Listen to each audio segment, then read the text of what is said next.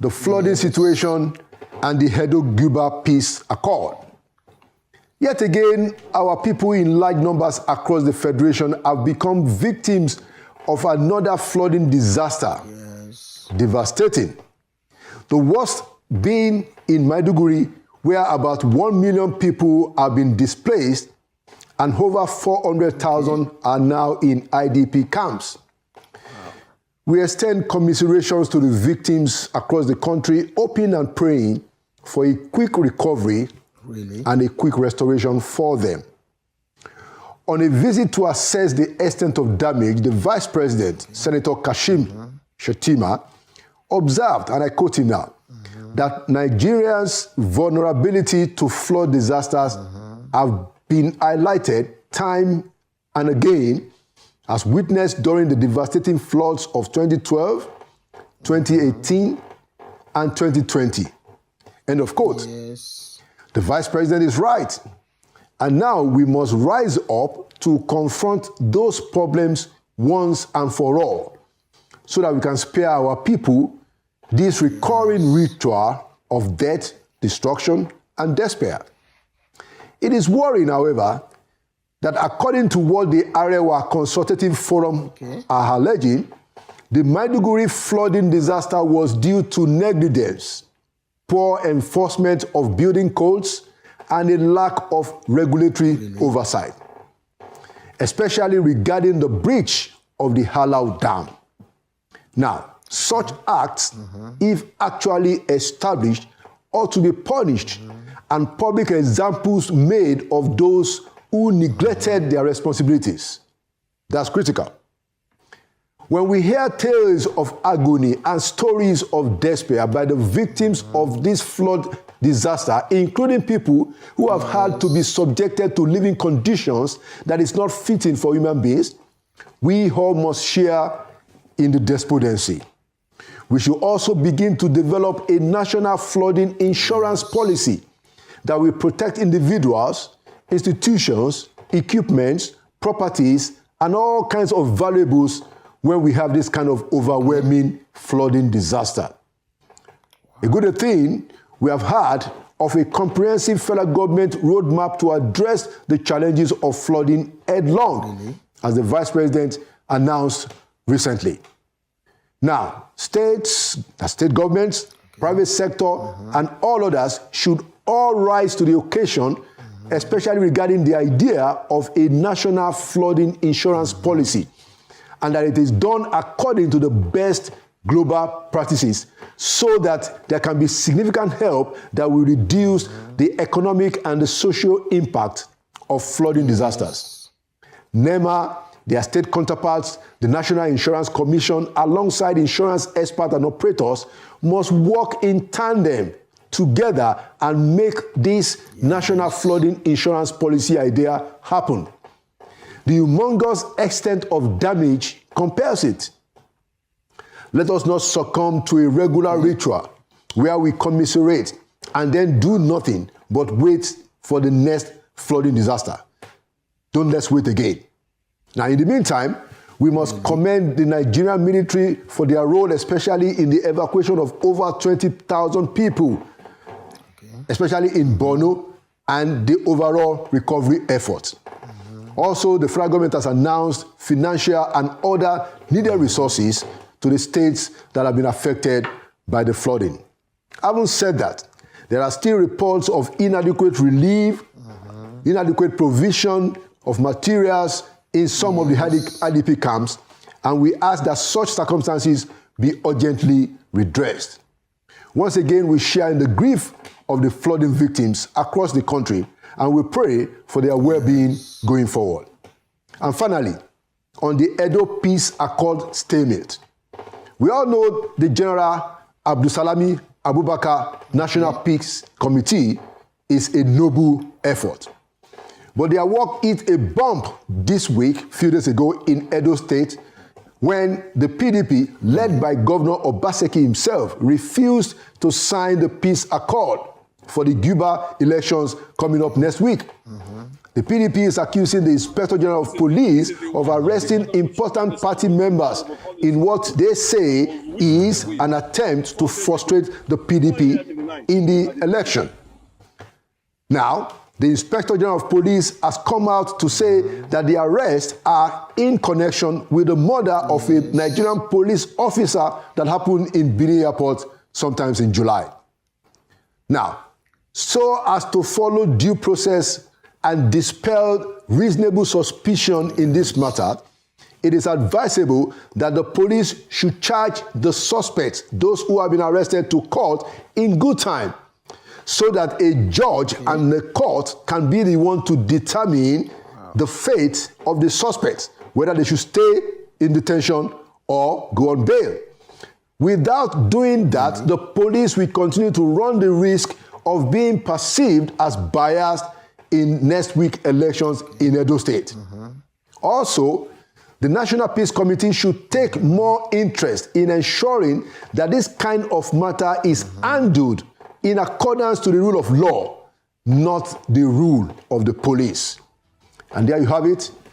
Inside Sources will be right back. Inside Sources, today I have another formidable Nigerian lawyer, politician, and former Attorney General. As a matter of fact, twice Attorney General of the Federation as our guest.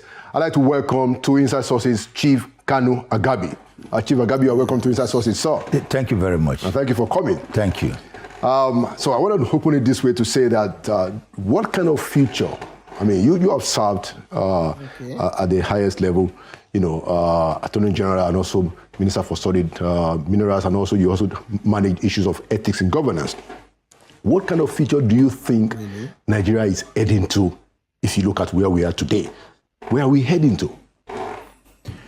Well, I am very positive about the nation. Yeah. Sometimes we speak about the nation in very disparaging terms. We describe it as corrupt. We describe it as violent. We think that matters are unpredictable. We say so. Well, to a large extent they are. But we have hope. I believe in this country. There's something happening here that has not happened elsewhere. And we have survived many tragedies. True. We will survive many more. We're a good nation. I regard Nigeria as a good nation. We're hardworking people. We're very intelligent. We're very resilient. We are helping to build other nations. That's true. I have hope for the country. I have great hope. I'm optimistic. All right. So that's a very unique way to open the conversation. I like your spirit and your positive attitude. But like you said, you know, there are quite a number of challenges, you know, and the one that I consider personally to be the most compelling of our challenges, and there are quite a few, is the problem of poverty. The level of poverty among our people is actually heartbreaking. So now, and there are other problems, but I'm going to just let you take it from here. So what do you think we need to do going forward? What are the kinds of engagements that we should embark as a nation and as a government to try and, you know, correct whatever things that you may think are fundamentally not properly aligned with that hope? We're talking about poverty. We ought not to be poor. We are so blessed. Good people, the hardworking people, with abundant resources. Why should we be poor? But the reason many of us are having difficulties is because we are waiting to be patronized. And over the years, the government has inculcated in the people a culture of patronage. People are waiting to be patronized. The Bible says, whatever the hand finds to do, do it with all your might. There are many things that our hands find to do. We should do them. We are waiting to be patronized. Waiting to be patronized means you have to belong to the party. You have to know the president. You have to know the governor. You have to know the minister. Really? And so people are waiting to be patronized. And in fact, they are being patronized. Okay. But you can't patronize everybody. You can't even patronize 10% of the population. So the vast majority of people, that is, those who are waiting to be patronized, become poor. So the problem of poverty is tied to this culture of patronage. Just to follow up on your response, yeah, I do see the point that there are people, of course, who will end up poor because they didn't apply themselves, But don't you also think that there are also people who will fall into poverty just because the leadership is not doing what they ought to do, the policy inconsistency, they're not giving necessary direction, they're not creating opportunities? Yes, we have a problem of leadership. There's no doubt about that. We do have a problem of leadership. As at 1960, when we became an independent nation, we can't say that we had experience for government. We're a young nation. We're still a young nation. We were experimenting with parliamentary democracy, and just after 6 years, the military stepped in. We began to experiment with military rule.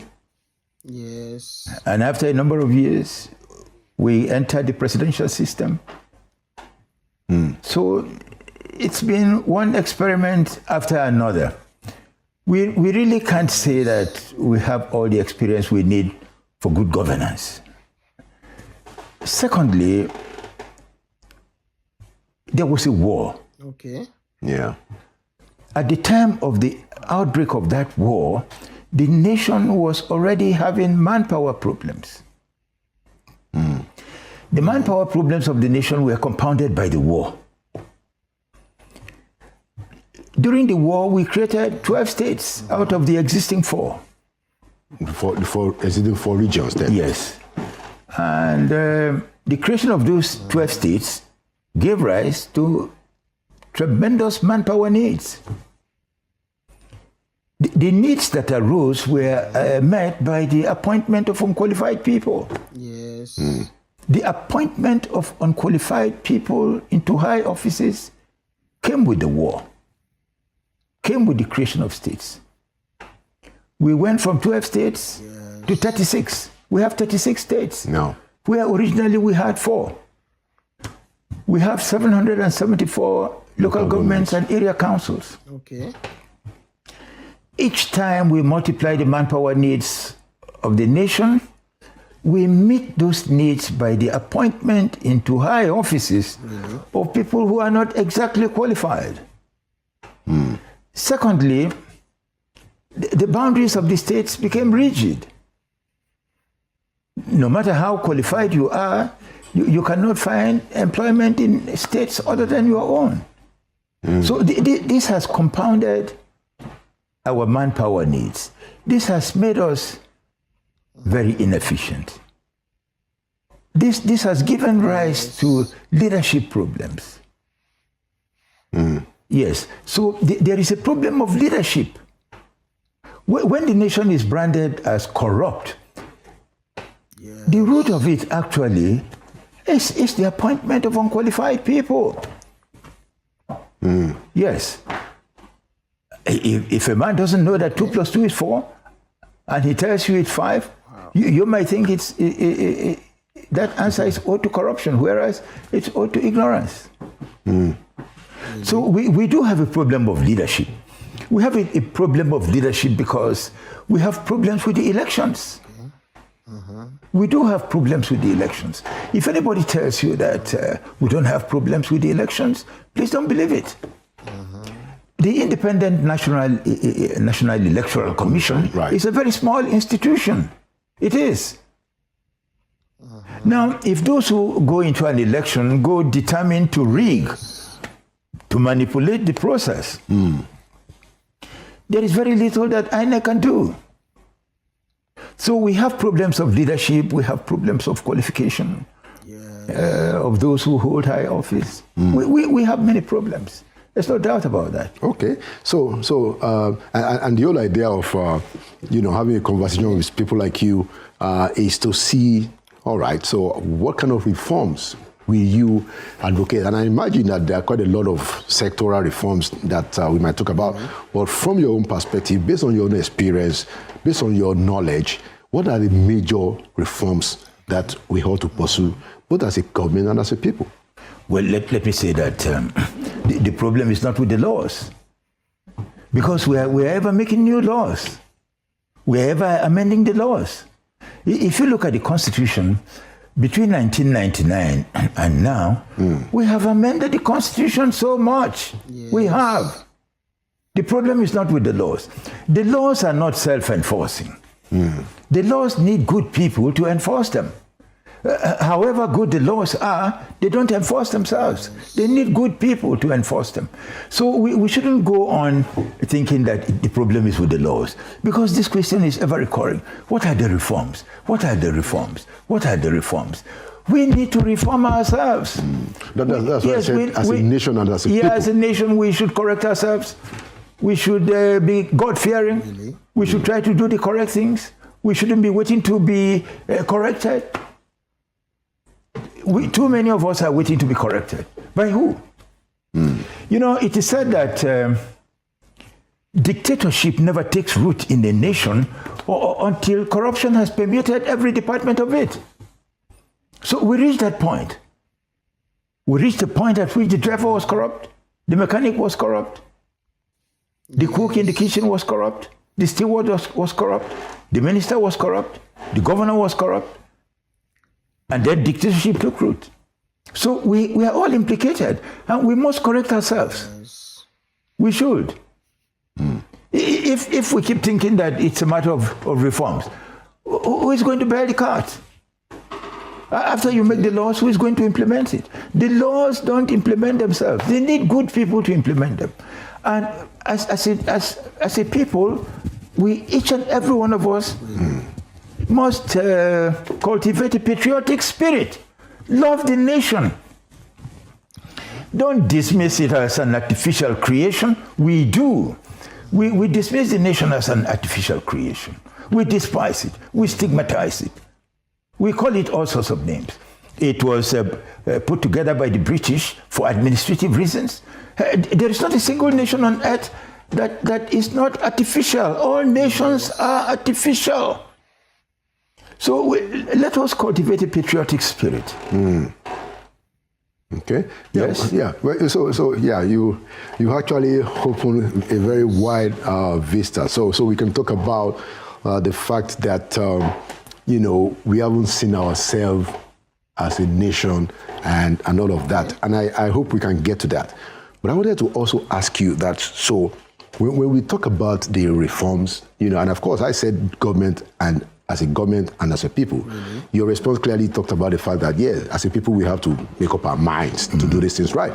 But I want to give you an example of the kind of reforms that I am thinking about based on my own experience in the presidency for 8 years. It's my view that a presidential system of government, and you are right about the laws, I have no, I don't disagree, but there are some nuances.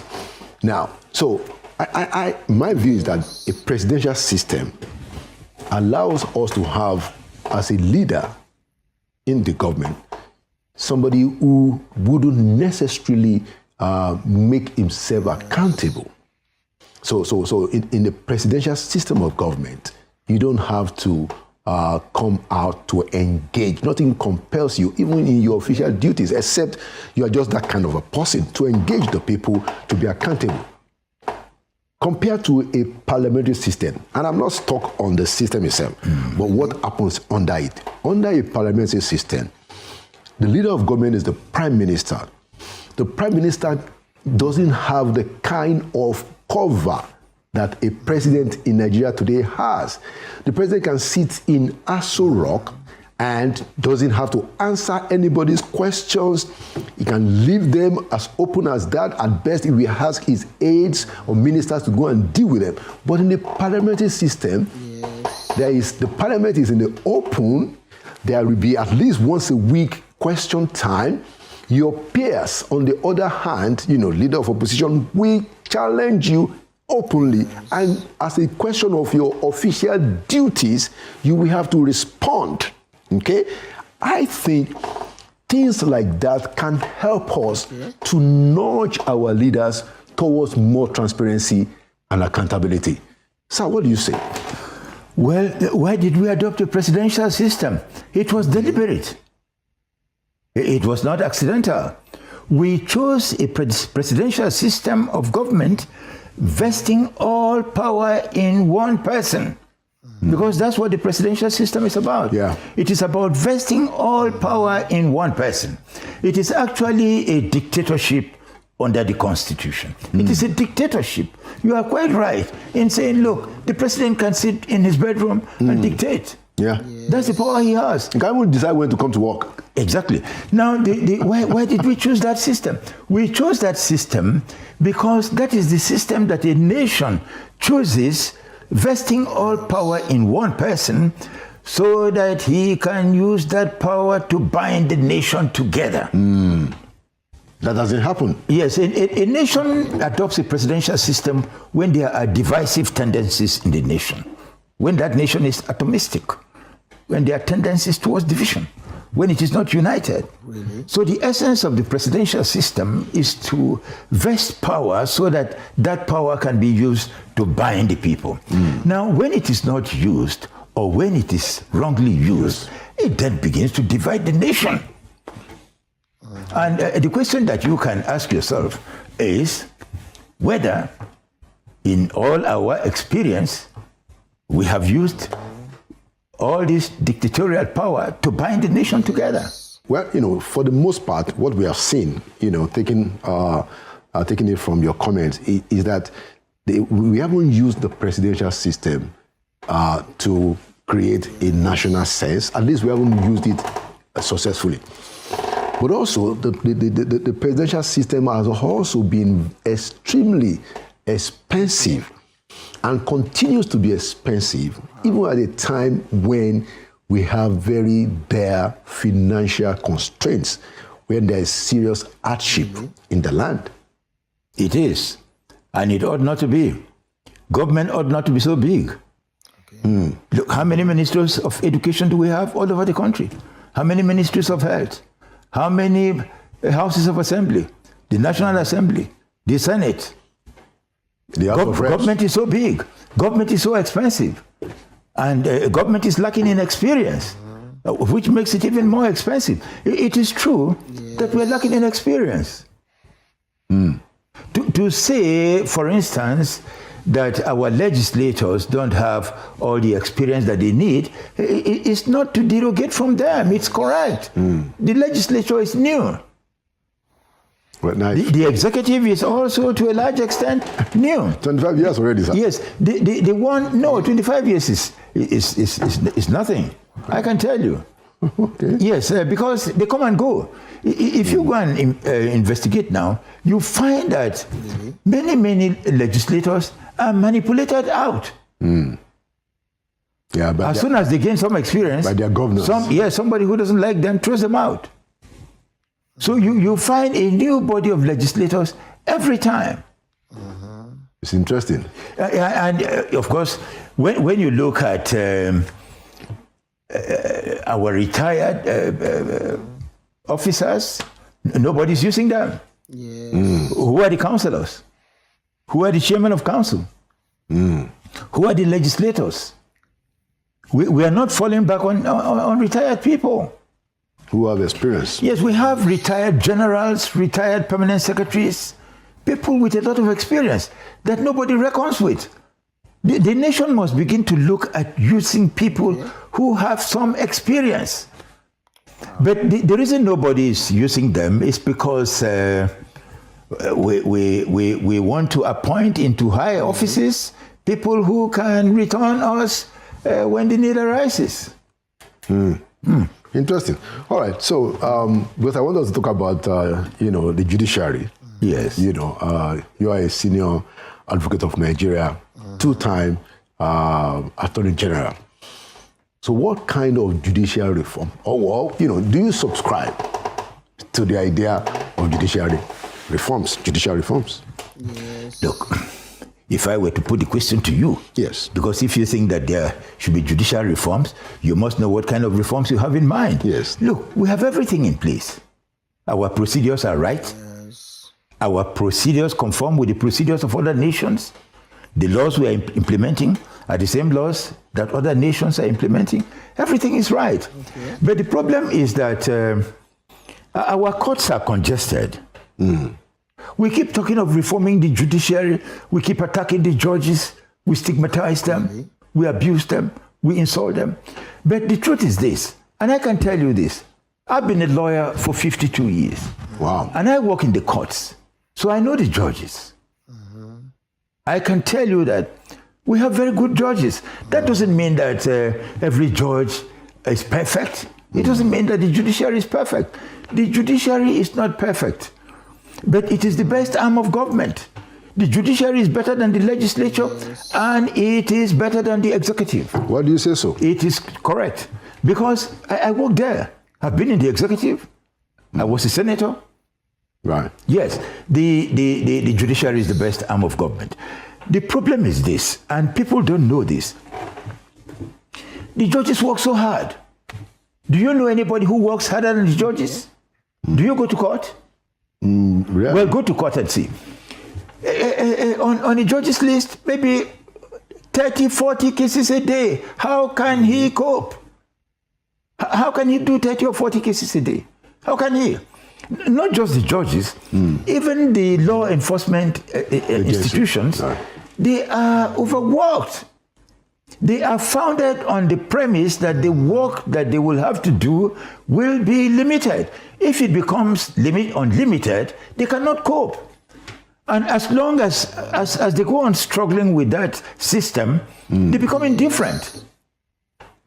I mean, if you were a policeman standing on the road and trying to regulate the traffic, day in, day out, night and day, week after week, month after month, and they are not obeying, you become hardened. True. That's why sometimes you see the police do what they do. They have become hardened. They have become indifferent. Especially because they're not even well paid. Yes, they're overwhelmed. And you can say that the judges are not well paid. What are they paid? But no matter what they are paid, if they are overwhelmed, they cannot cope. The problem of the judiciary arises from the fact that the judges are overworked. The problem of the judiciary arises from the fact that from the streets, we are not controlling ourselves. These matters end up in court.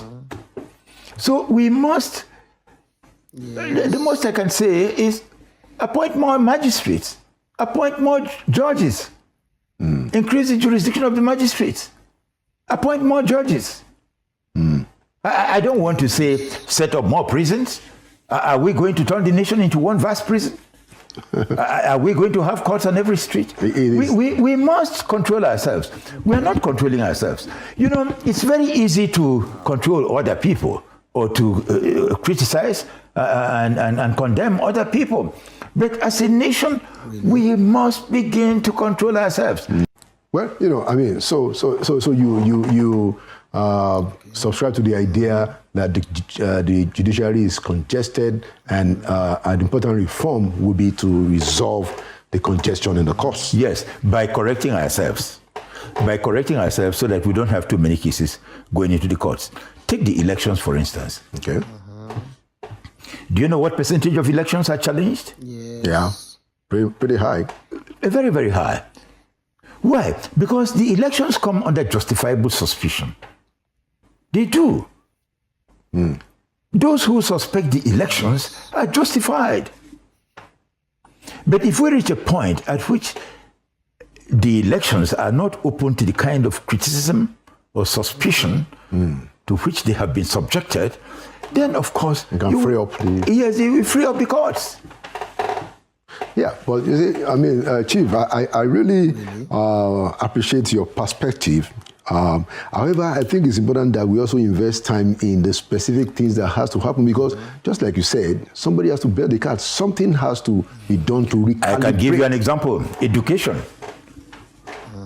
We have to give ourselves the right education. We're not giving ourselves the right education, are we? The education we give to our young does not equip them for life. It makes them proud. It makes them distant from the community. Yes. It doesn't make them self-reliant. Yes, and it doesn't engage them. So we are turning out a large body of people, taking them out of the farms, taking them out of the community, putting them in school, giving them an education that is not very useful. So at the end of the day, you have this body of people going about looking for work. Really? We all want to be in the House of Assembly. We want to be in the council. We want to be in the Senate. We want to be in the House of Reps. Why? On account of the kind of education that we have.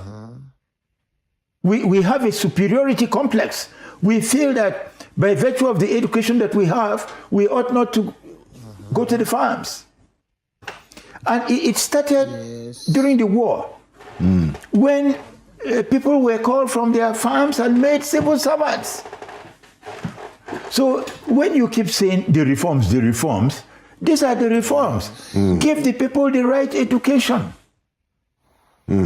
Okay, all right. So that takes care of the judiciary. Now, although there's also a view that there's quite a bit of corruption in the judiciary. Yes, you can't have a perfect judiciary. Really? There's a bit of corruption everywhere. And when there's corruption, I can tell you that there's a bit of corruption everywhere. But the judiciary, you go to schools, there are teachers who are not qualified. You go to the universities, there are professors who are not qualified. Go to the hospitals, there are doctors who are not qualified. Those who go to hospital will tell you what they have suffered in the hands of doctors. Are you going to say that we should close the hospitals? No. No. There are a few judges who are making mistakes. Of course, as they say, the poison of the part is the poison of the whole. If when I came here, one of your staff assaulted me, I would say China's television. Whereas it's just one person did that. So we shouldn't brand. Okay. We are not going to improve the judiciary by words of condemnation. I agree. We must begin to employ words of commendation. But well, okay, so generally, I want us to interrogate that. I agree with you that generally, there's no point having a condemnation that is not redemptive.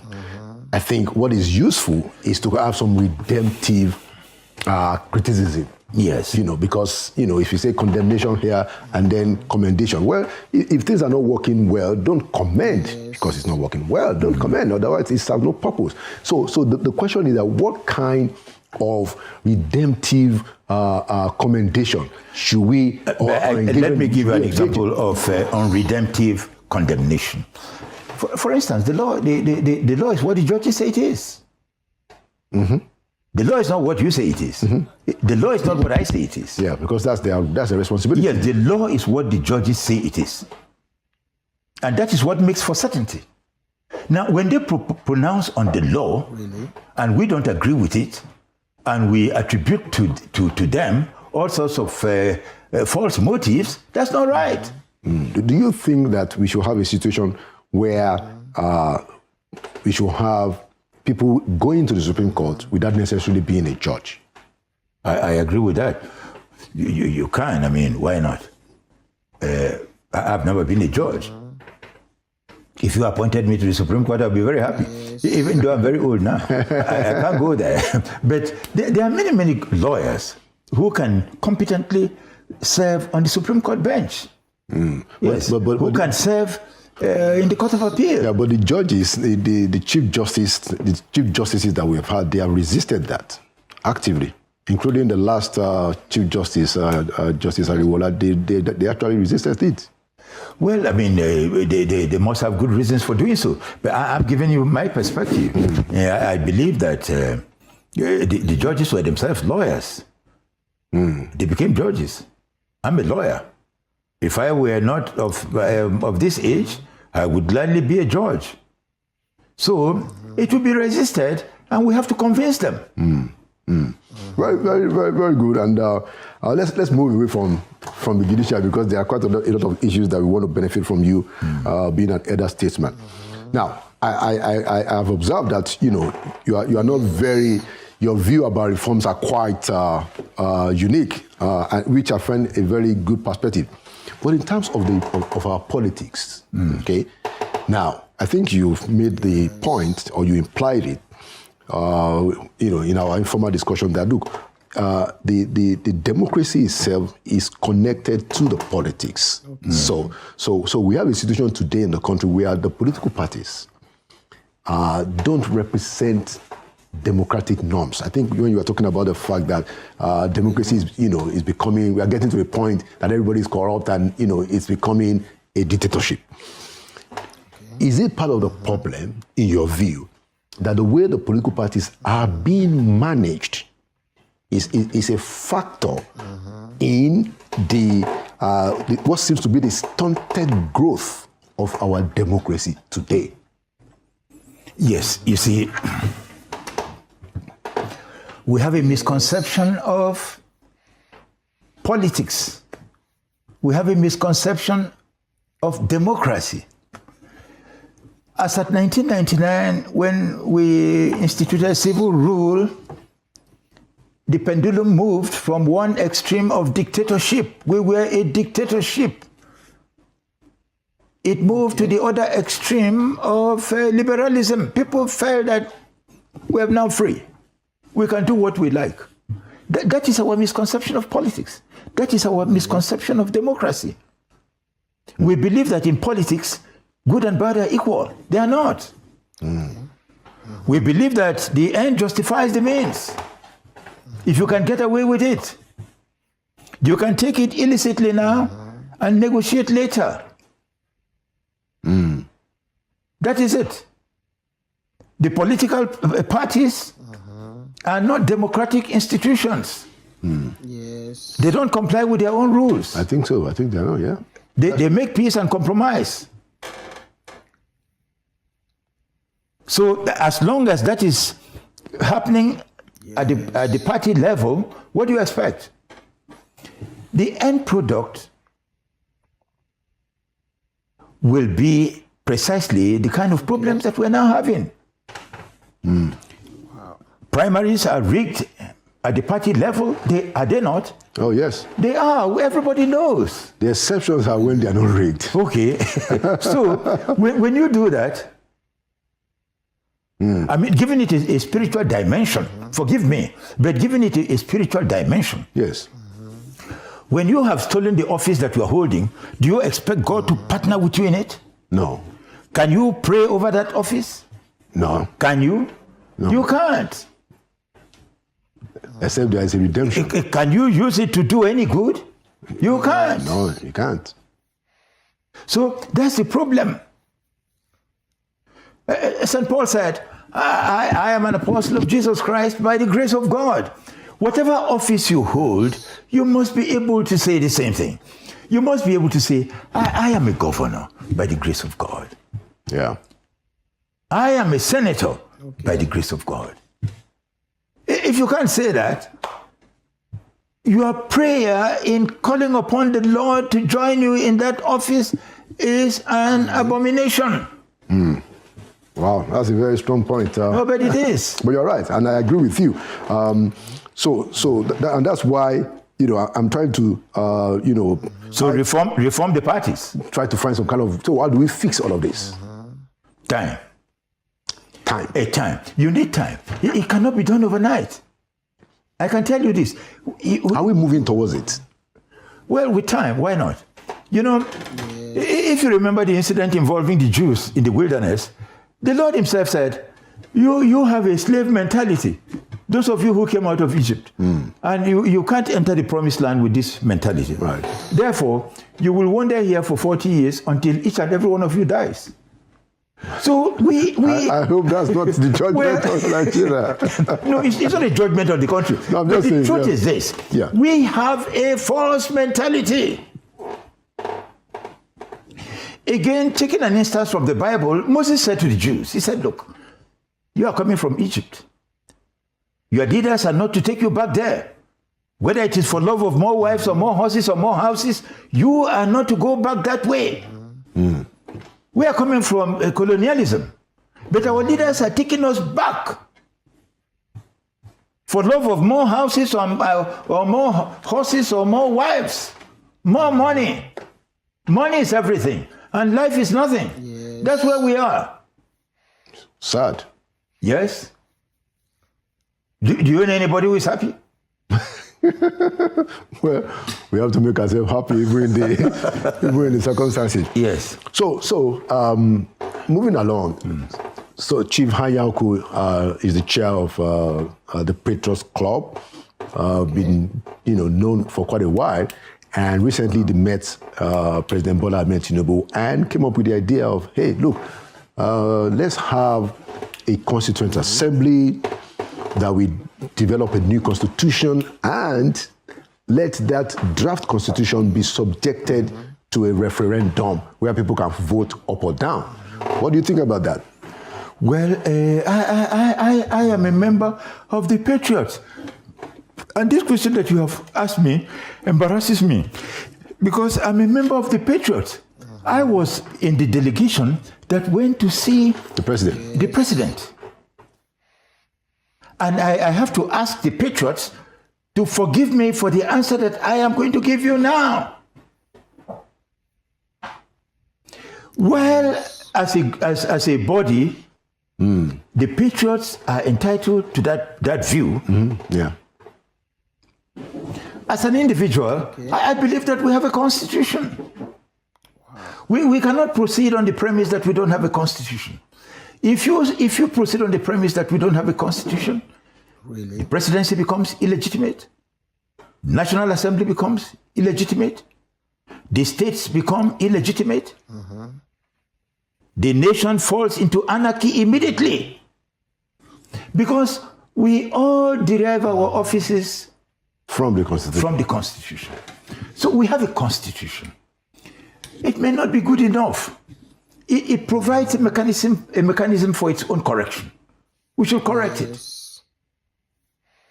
You cannot give this nation a new constitution without following the existing constitution. You can substitute it, but you must acknowledge that.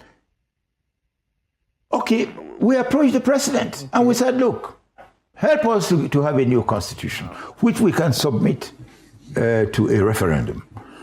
By what power can he do that if his own office is illegitimate?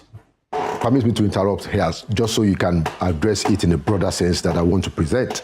So for me, the question is not to abolish the constitution. The question is not to remove the fact that the military are in our politics and our history. The question is, for instance, wouldn't it be a good thing to have a constitution that Nigerians can vote on through a referendum? It will be so that we can really say, we the people. You can do that. There's nothing wrong with doing that. But you have to pass through this existing constitution. This is the road that leads to we the people. This is the road. There is no other way. There is no other way. And the road is? It passes through the existing constitution. Okay. Which is? You have to go, which is the 1999 constitution, as amended. So what in your view, where are the stop points on that road? No. If you What has to look happen? at the constitution, it makes provision for its own amendment. You can substitute it by using the constitution. You can amend it in order to give the National Assembly power to substitute it. So it's doable. It is doable, but you must pass through the existing constitution. That's the point. Okay. You must pass through the existing constitution. There's no other way. Let me ask you again and again. How do you approach the National Assembly if you don't recognize them? How do you approach the president if you don't recognize him? But I don't think anybody is saying. If you say that the present constitution is illegitimate, okay, you answer. That's what you're saying. Is the present constitution illegitimate? No, I don't think it is illegitimate. Oh, okay, so we're on the same page. Yeah, I had this. By the way, I had this discussion with some of your. I think somebody became Attorney General after you in office, and he said to me that if I say the constitution is illegitimate, that means my service in 8 years is illegitimate because it was correct. So I understand that. But I think the useful thing that will help us in building a nation where people can have a sense of belonging is for the people to do. I mean, I like the idea of the referendum when people can say that, okay, we're going out today to vote up or down on this. I agree. But I'm saying that you have to pass through the existing constitution. So what would that take, sir? What would that take? No, it will take the National Assembly amending the constitution and giving them power to do this. Okay.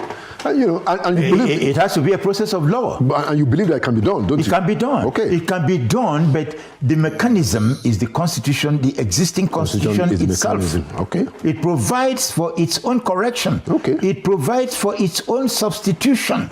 All right. Excellent. Yes. Excellent. So as we are wrapping up, I wanted to also ask you, what's your view about the state of the nation?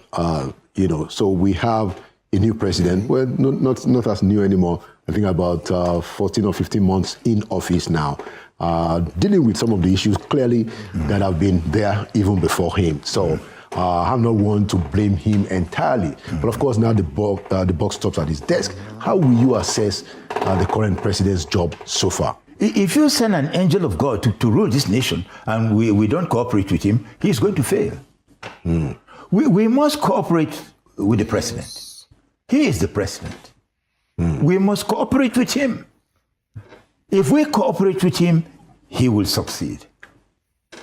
If we don't cooperate with him, he will fail. Do you think it's we should be positive. We must be positive. And I agree with those sentiments, yes. Chief, entirely. But in terms of the direction that you have seen today, what would be your counsel? Is it the counsel of He should consult. He should consult the people. The nation must unite. We are divided. I told you a moment ago that you can't find employment in states other than your own. Is that a united nation? No. No? Why? Why can't a person from a Ebonyi state get employment in Enugu state? Why can't somebody from Cross River find employment in Benue? Do you say that is one nation? The boundaries of the states are rigid. We're divided. And while being divided, we're expecting the successes that come from being united.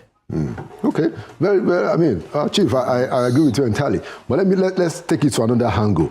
Now, so there was this End Bad Governance protest last month, and of course, there's been a lot of stuff. Some people are in court.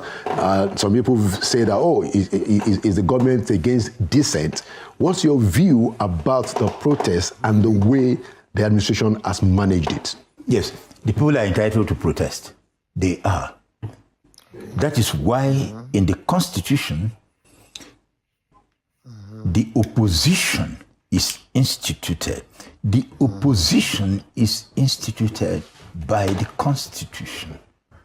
Today, the opposition has been assimilated. Entirely asleep? Yes, they have been assimilated. They're part of the system. Nobody's opposing anything. And this has gone on for a long time. So it even compounds the problem of the dictatorship. So in your view, how did we get there? Because that's not the problem of... We got there because we are greedy. Because we want to reap where we never sowed. We want to amass wealth. One of the legends associated with the building of the Tower of Babel is that, at that time, Yeah. Everybody was... Wealth was everything, power was everything, and life was nothing. The Babylonians, they mourned when the bricks they were using to build that temple broke. But it didn't matter to them if the builders died. That's where Nigeria is.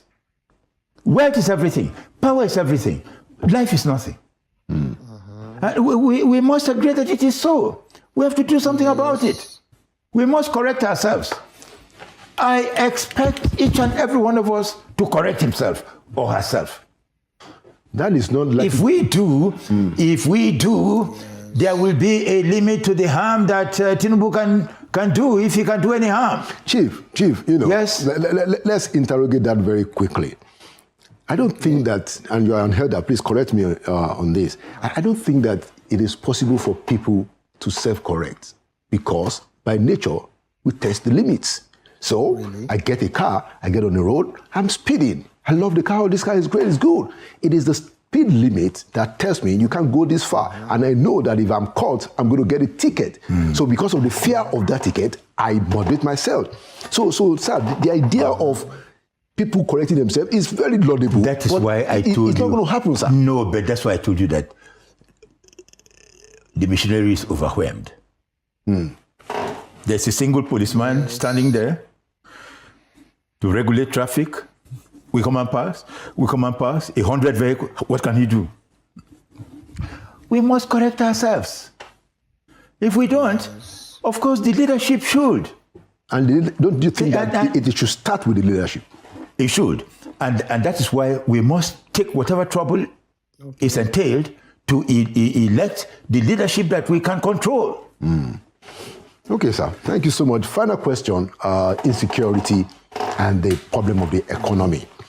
How do you feel, I mean, being somebody of your age, experience in government and outside government, about the recurring insecurity in the country?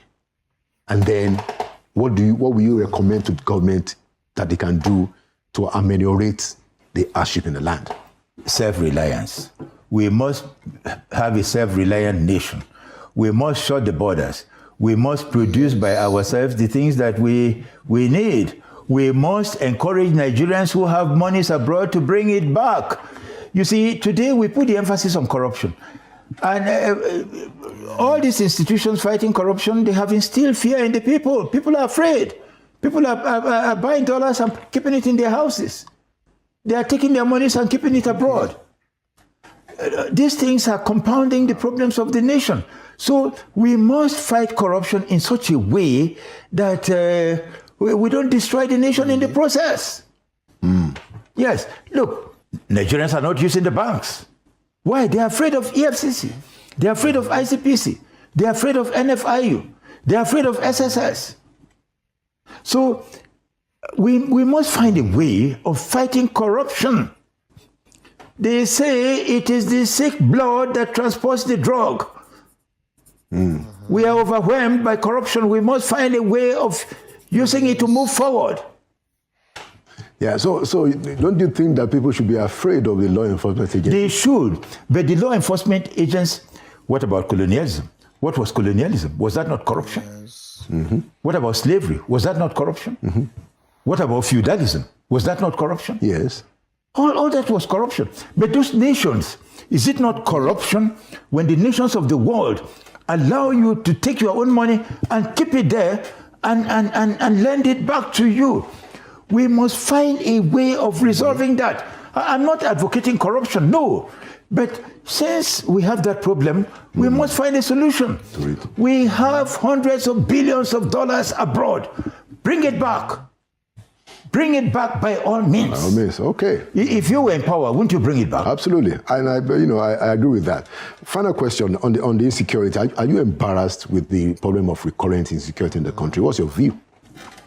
Look, it is tied to the provision of corruption. We are not self-reliant. We are not using our hands. We are not given the right kind of education. We are deculturized. We have destroyed our villages as cultural institutions. Everybody is in the city doing nothing. We all want to be employed in the service. These are the problems. How does that affect the problem of banditry, problem of Why not? Because look, insurgency? they are not employed, they are hungry, they are homeless, they have no hope. They will become, their minds will be brutalized. They will become inhuman. What's the role of the law enforcement agencies? The law enforcement agencies cannot cope because they are overwhelmed. They are overwhelmed. So what should government do?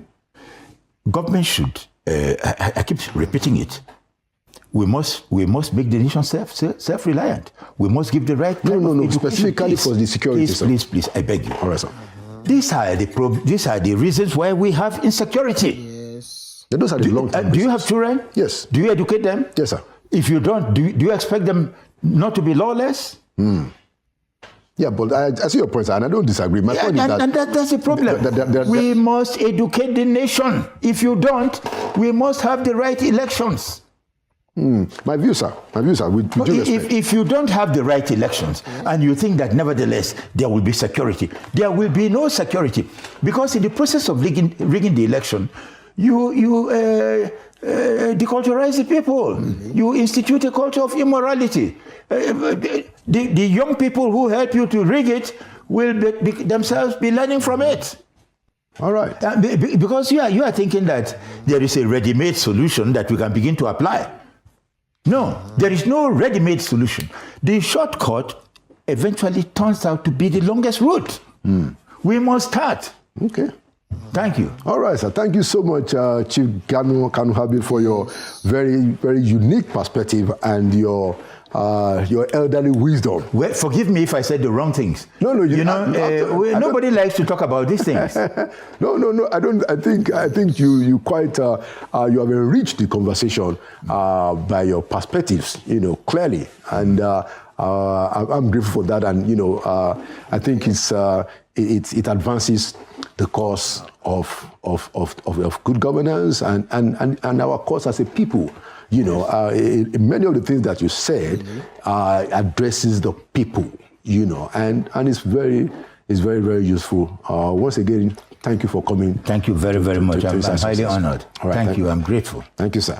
Thank you, sir. That's another edition of Inside Sources. Like we say, we are here because we believe that Nigeria will prevail. # Nigeria will prevail. And we will not relent. Just like Chief said, the awareness and the education.